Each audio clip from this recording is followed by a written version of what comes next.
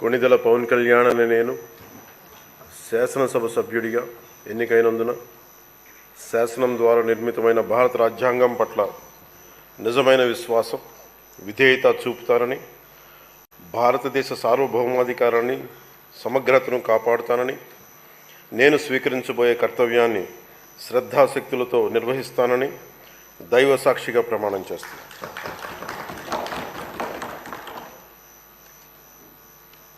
కొణిదెల పవన్ కళ్యాణ్ అనే నేను ఆంధ్రప్రదేశ్